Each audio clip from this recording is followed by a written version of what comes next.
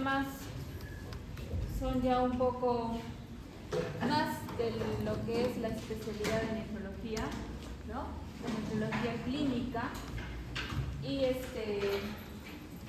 tal vez van a haber algunas situaciones que estaba revisando, no sabía si ponerles algunas cositas más, algunos cuadritos más, pero bueno, vamos a ver qué tal, cómo ustedes también han revisado, cómo han leído, ¿no? Y yo creo que sí, de todas maneras yo les voy a compartir esa información, pero va a depender bastante también de ustedes, que ustedes revisen bien estos temas. ¿Por qué? Porque no siempre los van a encontrar como un solo tema, ¿sí?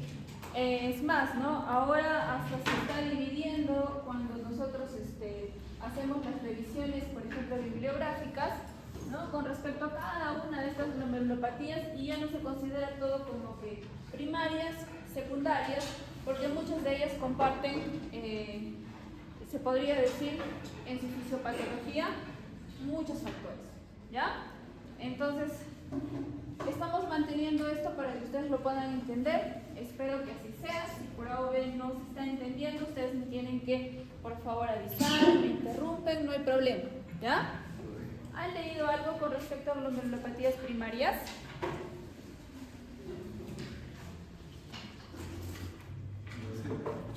A ver. Las glomerulopatías pueden estar asociadas a síndrome nefrótico, no tanto como a síndrome nefrítico. Las glomerulopatías primarias se les conoce también como inmunes o autoinmunes.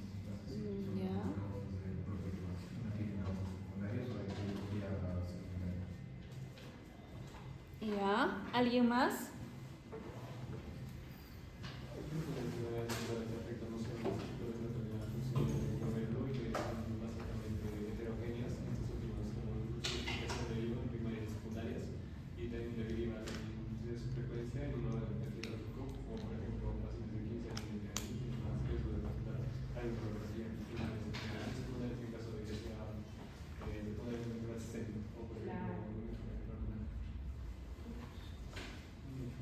Como alumnos, ¿no? ¿Alguien más? Se puede clasificar, como era mencionado, depende si estamos relacionadas al síndrome nefrítico o nefrótico. Por ejemplo, si son del síndrome nefrótico, dentro de las primarias podemos mencionar a la enfermedad de cambios mínimos, luego a la enfermedad focal secundaria y la membranosa, ¿no? Que causa, tiene varias causas. Y si nos referimos al síndrome nefrítico, tenemos, por ejemplo, a la enfermedad o glomerulopatía por IgA y también a la enfermedad de osteoporosis. Ya. ¿Alguien más? Es cierto lo que dicen sus compañeros, ¿no? Lo que dice, por ejemplo, su compañero Luis. La definición clara de las glomerulopatías es afectación, ¿no? Es un grupo de enfermedades que afectan directamente, ¿no?, a los glomérulos. Su funcionalidad, como lo dice su compañero, ¿no? Obviamente pueden afectar otras estructuras, sí, pero lo más importante es la afectación del glomérulo, ¿ya? Y eso es lo que nosotros tenemos que tener bien claro. Como dicen también sus compañeros, es cierto, lo vamos a dividir en dos grandes grupos, ¿no?, para poder entenderlos mejor. Síndrome nefrótico, síndrome nefrítico. Pero ustedes van a encontrar que hay algunas patologías o glomerulopatías que van a cursar con ambos, ¿sí? Para la parte didáctica nos va a convenir entender qué es un síndrome nefrótico y qué es un síndrome nefrítico, porque eso nos va a orientar para ver, de acuerdo al grupo, como dice su compañera, de síndrome nefrótico, cuáles son las posibilidades diagnósticas. Y si cursa con un nefrítico, ¿cuál sería lo más frecuente? Pero hay que tener en cuenta que así como sabemos que cursan la mayoría de veces con síndrome nefrótico, también pueden tener algo de nefritis, ¿sí? Eso tienen que tenerlo muy claro para que lo puedan entender, ¿sí? Entonces, como ya hablamos que afecta directamente al glomérulo, ¿qué es lo primero que tenemos que conocer? Al glomérulo, ¿sí? Entonces, si nosotros evaluamos a nivel estructural al riñón, ¿no?, y hacemos un pequeño corte a nivel principalmente de corteza, ¿qué vamos a encontrar? Obviamente no la nefrona, pero al glomérulo, ¿Ya? Entonces, hacemos un cortecito un poquito más grande y aquí lo tengo. ¿Sí? Este es el glomérulo. Histológicamente, así lo vamos a ver. ¿Sí? ¿Qué tenemos acá? Un segmento del túbulo contorneado distal. ¿Sí? Esto es un corte del túbulo contorneado distal. Aquí que tenemos, que entra la arteriola aferente, ¿sí? Y sale la arteriola eferente. Aquí tenemos el aparato ayustado-glomerular. Aquí que tenemos al mesano. Acá que tenemos un capilar glomerular. ¿Y qué vamos a encontrar ahí? Ya, tenemos ahí la membrana basal glomerular y tenemos al podocito, ¿cierto? También tenemos al endotelio capilar, ¿sí? Aquí tenemos el espacio de Bowman, ¿sí? Y acá tenemos la salida del túbulo contorneado próximo. Entonces, ¿para qué nos sirve entender esto? Porque cada una de las glomerulopatías, sean primarias o secundarias, van a afectar cualquiera de estos. Si afecta a nivel vascular el capilar glomerular, pues estaremos hablando, por ejemplo, de una vasculitis, por ejemplo, ¿no es cierto? Si estamos hablando que está alterado a nivel de mesangio, ¿de quién podemos pensar? Puede ser una membrana proliferativa también. ¿Qué más?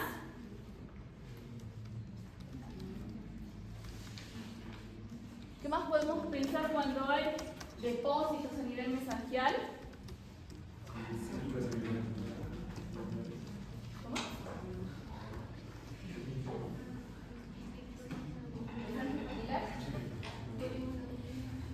También puede afectar directamente a los podocitos. Las podocitopatías, y esas principalmente cursan con síndrome nefrótico. ¿Sí? Entonces, exacto. Entonces nosotros tenemos que entender esto principalmente porque de acuerdo a ello vamos a entender dónde está. Si por ejemplo es a nivel de membrana basal glomerular, puede ser por anticuerpos, ¿cierto? Pero también por depósitos de inmunocomplejo. ¿Sí? Entonces ustedes tienen que conocer esto así. Porque allí esto nos va a explicar dónde está el problema. Y de acuerdo a ello vamos a ver también la sintomatología. ¿Sí? Acá tenemos un cortecito, ¿sí? Igualito un cortecito transversal. Aquí ya no vemos la arteriola, ¿cierto? Tampoco vemos que sale el túbulo contorneado proximal. Pero igual dentro también vemos las células mesangiales, vemos los capilares, ¿sí? Vemos también las hendiduras y los podocitos, ¿sí? Entonces, bien, ya conocemos más o menos al glomérulo, ya nos estamos ubicando un poquito al respecto. Ahora sí, síndrome nefrótico y síndrome nefrítico. Lo tenemos que tener claro, ¿sí? Porque si no, eso nos va a generar mucha confusión. Síndrome nefrótico, ¿cuál es lo característico del síndrome nefrótico? Proteinuria en rango nefrótico y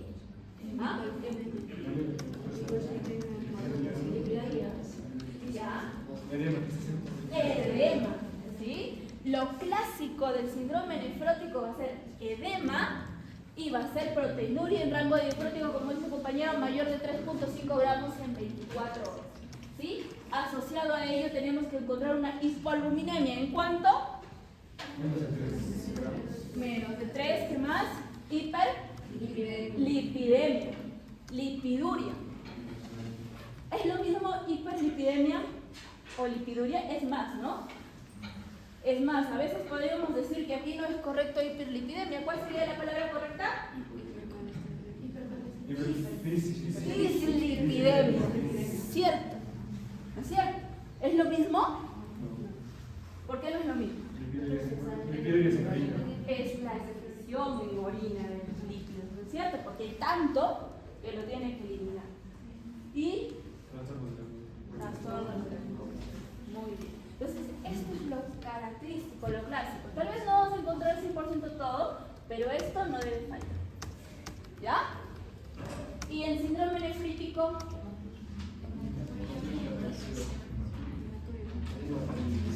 Ya, la hematuria. ¿Qué más? Y la hipertensión. Esos son los puntos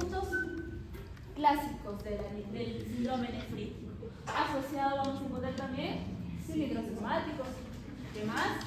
¿Puede haber proteinuria? Sí, puede haber proteinuria, pero no va a pasar a rango nefrótico, ¿cierto? ¿Qué más? Aquí sí es importante tomar en cuenta que en el síndrome nefrítico casi siempre vamos a encontrar alteración de la función renal. Puede haber creatinina elevada e incluso disminución de la diuresis, una oliguria, ¿sí? Entonces, ¿puede haber edema? Si hay una proteinuria, puede haber también edemas, pero no tanto como antes, ¿sí? Entonces, eso lo tienen que tener claro. Hasta ahí creo que se entiende muy bien, ¿cierto? Muy bien.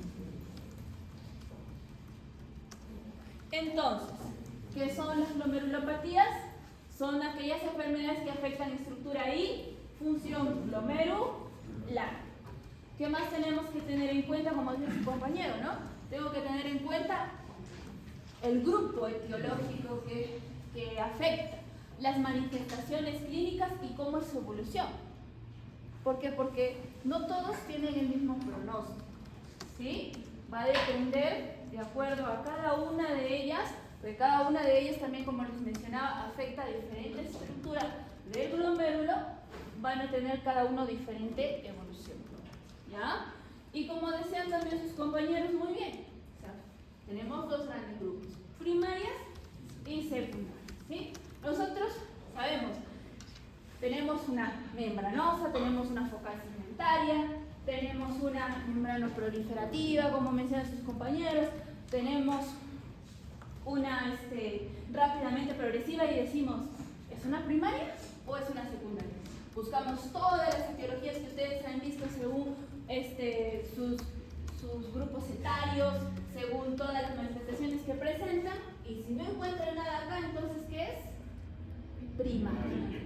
¿Sí? Eso es lo primero que se tiene en cuenta. Otra cosa que tienen que tener en cuenta, ¿sí? Si nosotros valoramos obviamente cada una de las glomerulopatías, esto no es necesariamente básico. Pero si reunimos todas las glomerulopatías primarias, es la segunda causa de enfermedad nefrótica. ¿Sí? Otro punto importante. En un paciente, en un solo paciente podemos tener dos tipos de glomerulopatías en forma concomitante. Es más, que dicen que la focal segmentaria es una de las que podemos encontrar, ¿no?, en la evolución de las otras glomerulopatías. Como secundaria, como primaria es otra cosa, ¿ya? Y la presentación clínica va a ser variada.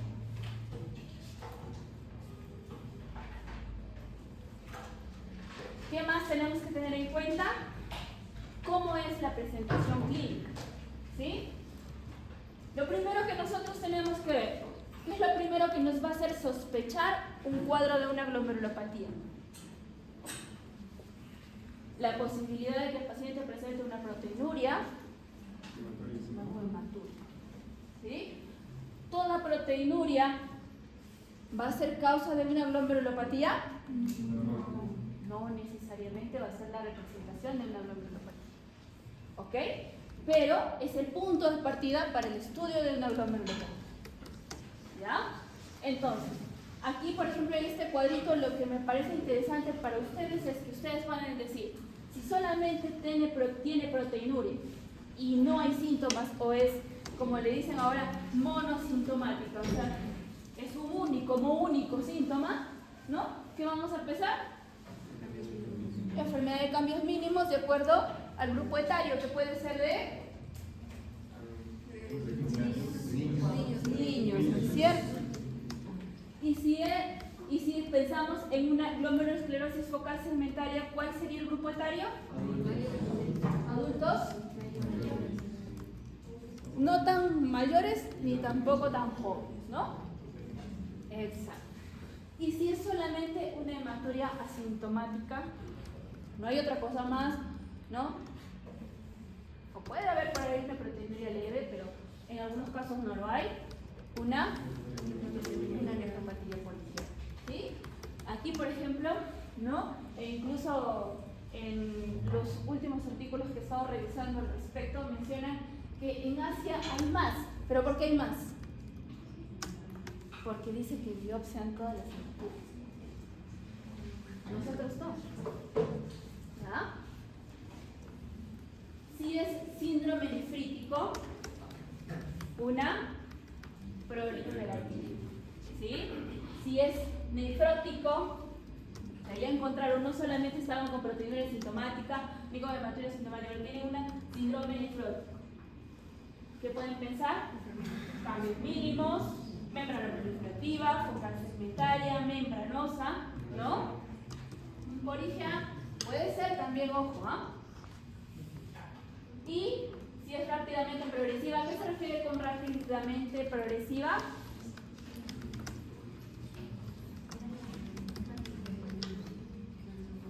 ¿O qué entienden por rápidamente progresiva? Que rápidamente vaya afectando, ¿sí?, la función renal, ¿cierto? Hay una pérdida rápida de la función renal, ¿ya? Y si estamos hablando de primarias, es antimembrana basal glomerular. Si hablamos de las secundarias, las autoinmunes, como las vasculitis. Y si es mediada por inmunocomplejos, como lupus eritematosus. Muy bien, ¿está bien? Listo. Entonces, tengamos en cuenta esto. Lo hemos mencionado, pero aquí es más o menos para que lo ubiquemos con lo que es la presentación clínica en sí. Si está asintomático, el paciente no tiene nada, ¿no? Un hallazgo incidental, encontraron que el paciente presentaba espuma en la orina, o le hicieron un examen de orina y encontraron proteinuria, una cruz, dos cruces, ¿sí? Y también se veía por ahí un incremento leve de los hematíes, ¿sí? ¿Qué más? Si el paciente no refiere nada más, le hacen a esa hematuria un examen de eritrocitos dismórficos y encuentran que sí, efectivamente, esa hematuria es glomerular. Eso es una proteinuria o una hematuria asintomática, ¿sí? Es el punto de partida para estudiar una glomerulopatía, sí. Pero tengamos en cuenta que en esos casos de hematuria asintomática o proteinuria asintomática no necesariamente nos va a llevar a una glomerulopatía, ¿ya? Eso tengámoslo en cuenta. ¿Qué es una hematuria macroscópica? O una hematuria microscópica. ¿Qué entienden una macroscópica como una microscópica? A simple vista no podemos dar cuenta, ¿no? No necesariamente porque vamos a ver sangre viva, ¿no? La vamos a poder ver un poquito más oscura, ¿no? Como Coca-Cola, diferentes tonalidades, es decir, no necesariamente lo vamos a ver en un solo tono, ¿sí? Entonces eso nos va a orientar a una hematuria macroscópica. En cambio, una hematuria microscópica es una que no se ve a simple vista, que solo se ha identificado, como en el caso de acá, por el examen microscópico, ¿sí? Muy bien. Entonces, ya saben que es un síndrome nefrótico, ¿cierto? ¿Sí? La proteinuria mayor de 3.5 gramos en adultos y en los pequeñitos va a ser mayor de 40 miligramos por hora por metro cuadrado, ¿sí? Puede haber hipoalbuminemia, puede haber edema, hipercolesterolemia, lipiduria y también encontramos hipercoagulabilidad, ¿sí? Y en el síndrome nefrítico puede haber liguria, hematuria, muy bien, proteinuria en el tramo nefrótico, edema, hipertensión, ¿no es cierto? Y puede haber también alguna alteración a nivel de función renal. Y en la rápidamente progresiva, falla renal que se puede desarrollar en días o semanas, ¿sí? Proteinuria usualmente menor de 3 gramos, muy bien. Hematuria, puede haber también hipertensión o puede estar normal, ¿sí? Y que también puede haber cuidado, ¿sí? Y una glomerulonefritis crónica, eso ya sabemos, tal vez en la gran mayoría de enfermedades como hipertensión, puede también desarrollarse en las diabetes, ¿cierto? Exacto. Ahí eso nos va a llevar ya a una glomerulonefritis, ¿cierto? Pero es una glomerulonefritis, aparte de ser secundaria, es una crónica, ¿sí? Muy bien. ¿Cómo sería ese mecanismo de la lesión? Bien, como dice su compañero, ¿no? Esto puede ser propio del paciente. Le buscamos todo lo secundario y no encontramos, entonces dice, puede ser autoanticuerpo, dijo, ¿no? Entonces eso es idiopático, ¿sí? Y eso nos va a conllevar a una lesión obviamente inmunológica. Miren, cuando nosotros hablamos de que en idiopático es más la producción de autoanticuerpos y todo eso, eso no quiere decir que en las secundarias o en las otras, por ejemplo, como hablamos de diabetes, ¿sí? No haya también una lesión inmunológica. Todas, ¿sí? Se ha encontrado que en todas hay un componente inmunológico, ¿ya? Y eso, por tanto, va a llevar a un cuadro de inflamación. Se dice que todos los pacientes que tienen algún compromiso renal tienen un estado de inflamación crónica, ¿ya? Y es que si esta inflamación nosotros no lo tratamos, va a llevar a un cuadro crónico. Acuérdense lo que les dije. Segunda causa de enfermedad renal crónica terminal, ¿ya? Y bueno, pues, si tenemos éxito, nos puede llevar esto a una resolución. Y aquí, para que más o menos entendamos, ¿sí? Cómo es que se forma el diagrama o diafragma en hendidura que tiene el podocito, ¿sí? Entonces, tiene que haber una adecuada nutrición porque tiene que haber lipoproteínas, albúmina y todo eso se va a llevar en asociación con integrinas, en fin, las diferentes proteínas que tenemos a nivel de membrana basal glomerular para la formación de este diafragma. Entonces, por aquí, como esto es una barrera prácticamente, no debería pasar nada. Y si nosotros vemos, ustedes saben cuánto pesa o qué tamaño tiene la albúmina. 60 kilodaltons, o sea, no es una cosa chiquita, ¿cierto?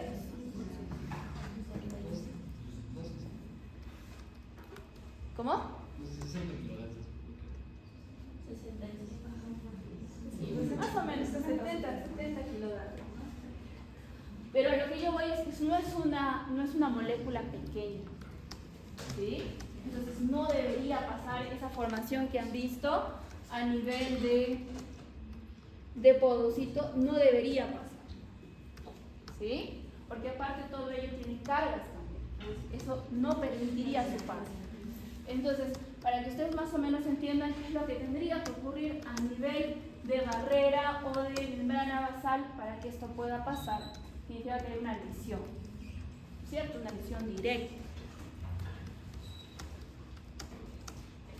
Y aquí más o menos para poder entender lo que ya les dije, hay un componente inmunológico.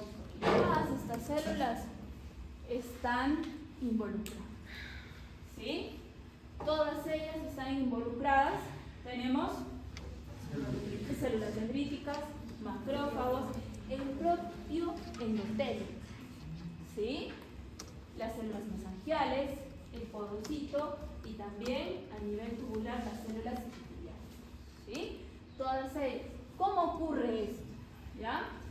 A nivel de tejido tisular, ¿no? Sabemos qué es lo que tendría que ocurrir, ¿no?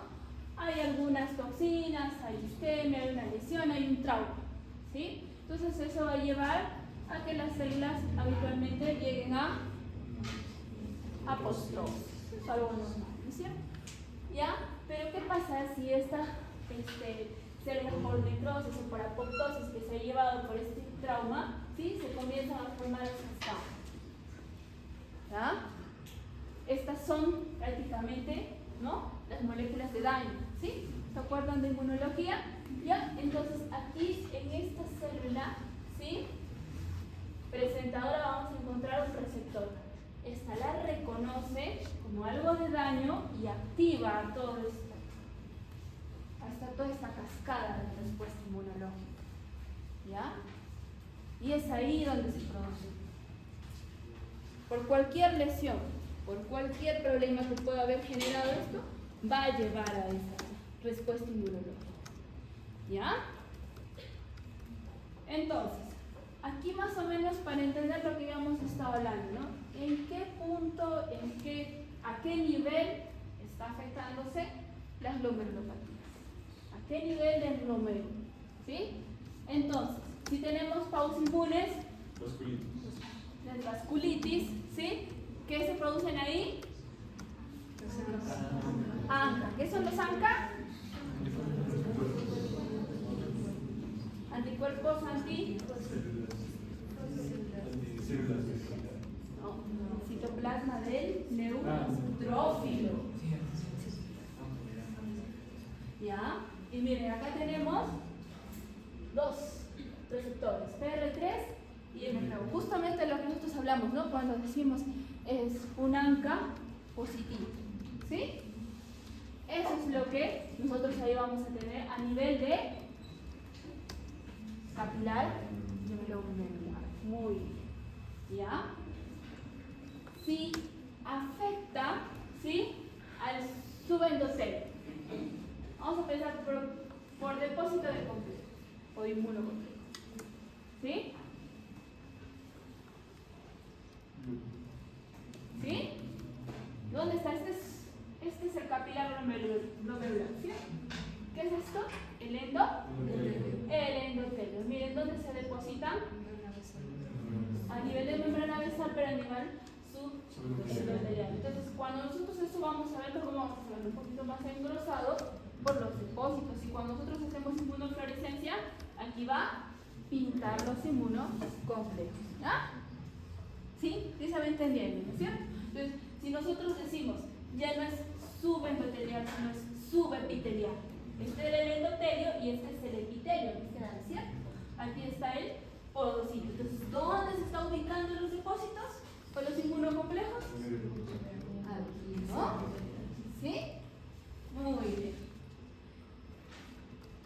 Y si decimos que son depósitos, ¿no?, a nivel lineal, directamente a nivel de membrana. Muy bien. Entonces, sí se va entendiendo, ¿no? Y si decimos que están a nivel de mesangio, ¿dónde están? Aquí, ¿no? Entre las células mesangiales. Si decimos que tiene proliferación celular, a nivel de mesangio vamos a encontrar linfocitos, neutrófilos, ¿cierto? Eso vamos a encontrar. ¿Sí se entiende entonces? ¿Cómo más o menos se da esto?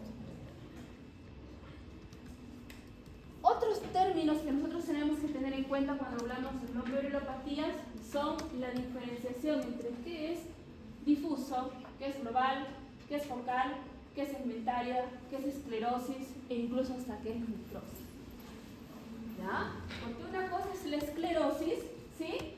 Y otra cosa es la necrosis. ¿Qué es difuso entonces?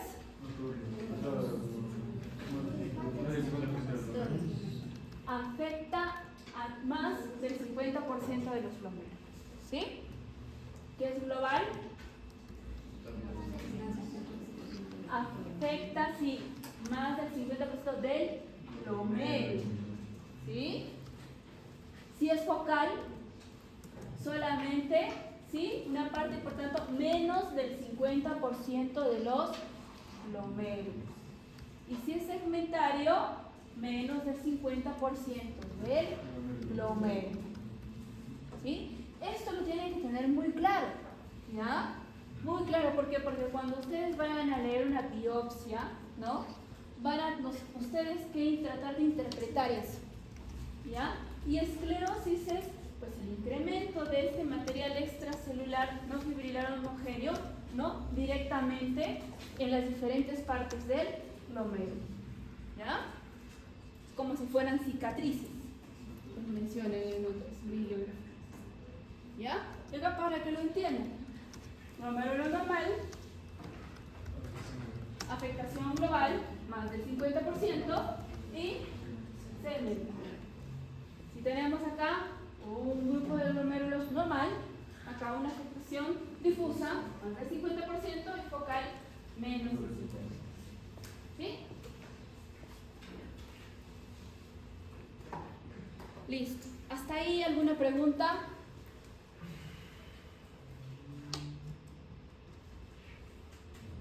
¿Sí?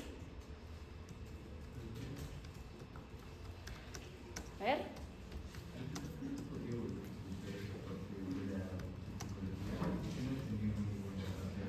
¿Cómo? La parte de la etiología. La etiología.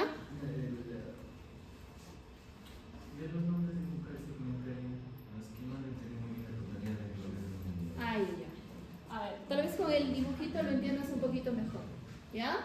Cuando decimos global, ¿sí? Cuando decimos global o segmentario estamos hablando directamente del glomérulo individual.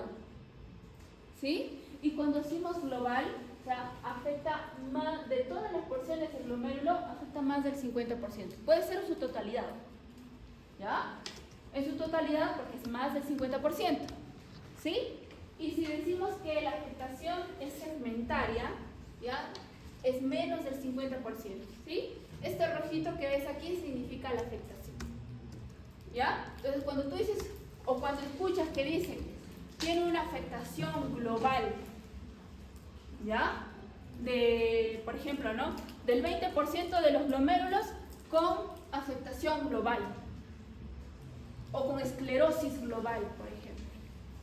¿Qué significa? Que ese 20%, ¿no? Prácticamente casi todos esos glomérulos prácticamente están esclerosados.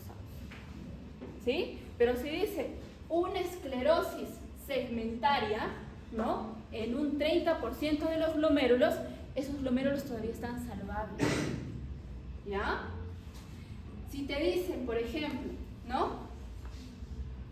Que tiene, ¿no? Una esclerosis o una afectación difusa de los glomérulos, por ejemplo, ¿no? Depósitos, o se ve engrosamiento en la membrana basal, ¿no? Difusa. ¿Qué significa? Que la gran mayoría, más del 50% de los glomérulos que han sido vistos en la biopsia, tienen afectación con ese engrosamiento. ¿Sí? Y cuando te dicen que la afectación o el engrosamiento es solo focal, significa que, pues, la mayoría de esa muestra, de esa biopsia, la mayoría de esos glomérulos están bien. No han sido afectados.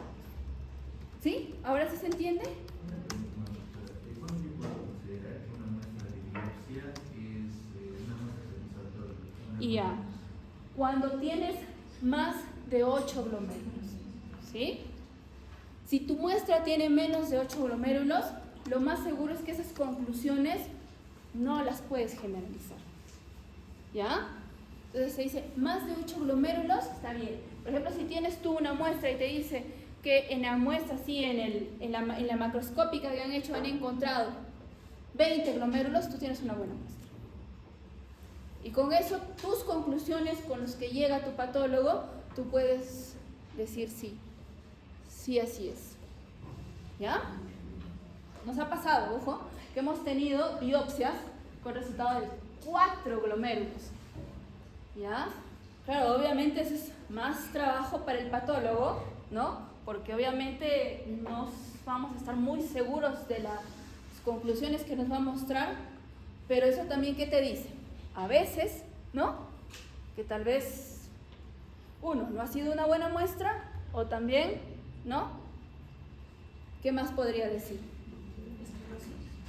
Que tal vez están esclerosas que ya no se pueden identificar, ¿no? Hay tanta degeneración que ya no se puede determinar. También podría ser eso, ¿ya?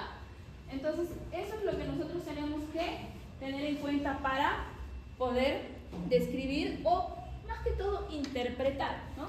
Cada una de estas palabras, ¿ya? Entonces, ahora vamos a entrar a cada uno de los grupos, ¿ya? Es algo muy sencillo lo que les he traído, pero bueno, espero que sea bastante entendido, ¿sí? ¿Qué es la nefropatía de cambios mínimos? Ya ustedes ya lo dijeron, afecta principalmente a los niños, ¿ya? Y es el síndrome nefrótico en niños menos de 10 años, del 70 a un 90%. ¿Sí? Eso no significa que a los niños no les pueda afectar otras glomerulopatías, pero lo más frecuente va a ser cambios. Tiene un niñito todo edematizado, ¿no? Que está presentando proteinuria, lo más seguro es cambios mínimos. ¿Sí? ¿En los adultos se puede presentar? Ya, sí se puede presentar, pero de ahí es un caso secundario. ¿Sí? Ahí ya no estamos hablando de un primario, necesariamente. Podría ser, es muy raro, pero lo más frecuente que vamos a encontrar en los adultos es secundario. Secundario a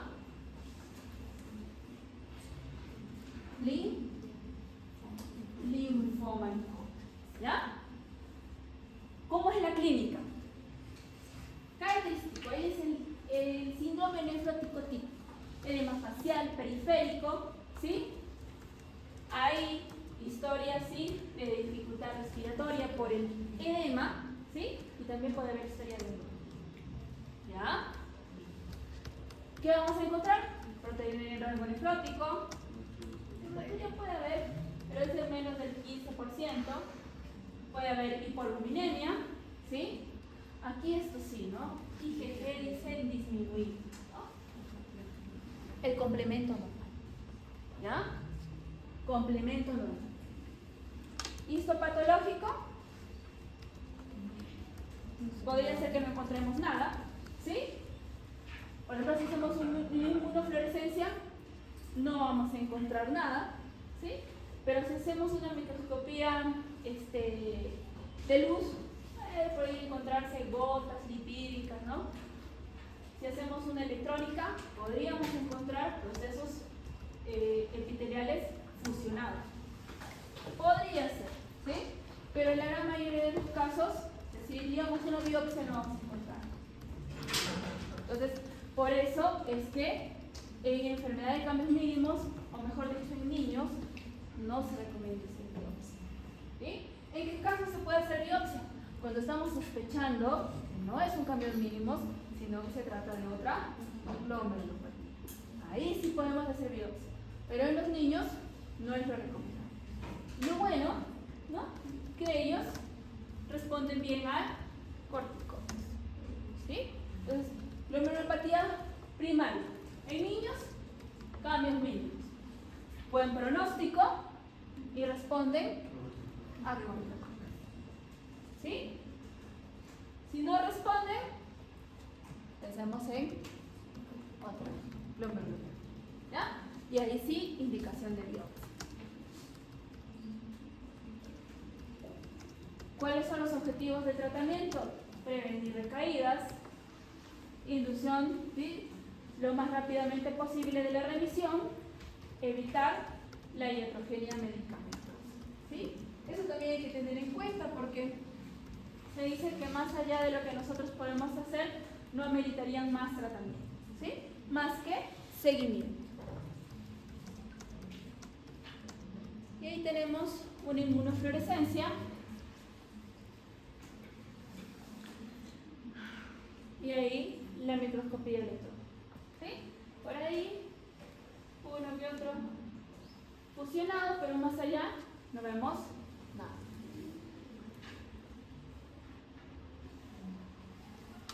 ¿Y qué son las glomerulonefritis mesangiales? IgA a la cabeza. ¿Sí? Podemos pensar, podemos buscar, mejor dicho, otras posibilidades, pero esas son secundarias. Si hablamos de primarias, tenemos que mencionar a nefropatía por IgA. Muy bien. ¿Qué es la nefropatía por IgA? Presenta los complejos inmunes circulantes y aquí sí vamos a encontrar activación de la cascada de complemento. ¿Sí? Causa más frecuente de hematuria asintomática. Es más frecuente en varones, 2 a 1 en relación.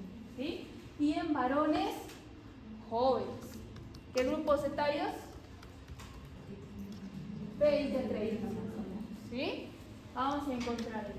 Y en la clínica, ¿qué es lo primordial? ¿Ya?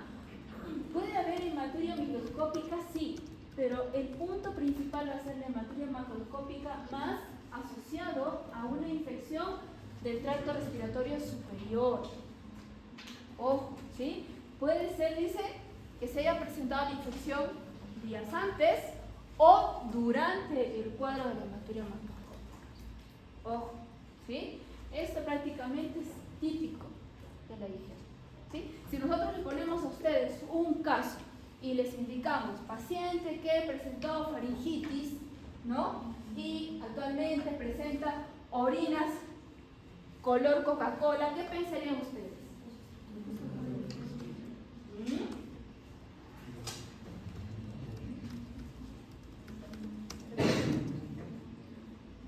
¿En qué grupos etarios pensarían post-estreptocócica?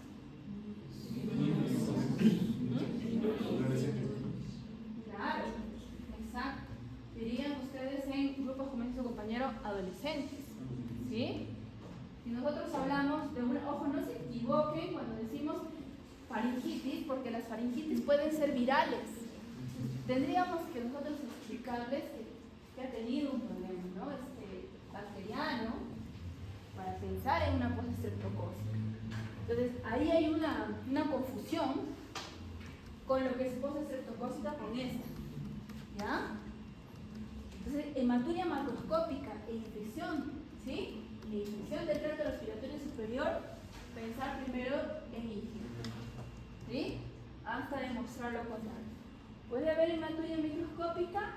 Sí puede haber, en un 40%, puede haber también síndrome nefrítico en un 10%, ¿sí? Puede haber lesión renal aguda, ¿no? Es raro, pero puede pasar, ¿ya? Puede haber fiebre, puede haber hipertensión, ¿ya? Malestar general, fatiga, también puede presentarse. ¿Cómo son los laboratorios? Hematuria micro, macroscópica, obviamente eritrocitos dismórficos. ¿Quién va a estar ella elevada? IgA, obviamente, ¿cierto? Más del 50% de los casos. Complemento, miren, en algunos casos puede estar normal, pero tengamos en cuenta también que hay activación de la cascada de complemento, ¿ya? Hallazgos histopatológicos, depósitos globulares, obviamente, ¿sí? De IgA, ¿sí? Entonces, eso es lo que vamos a ver en la inmunofluorescencia.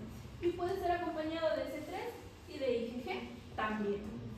Y en el mensangio y en menor grado en la pared capilar glomerular. ¿Sí? ¿Cuál es el tratamiento?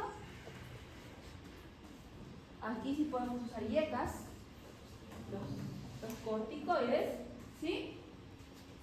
Y bueno, también el tratamiento inmunosupresivo.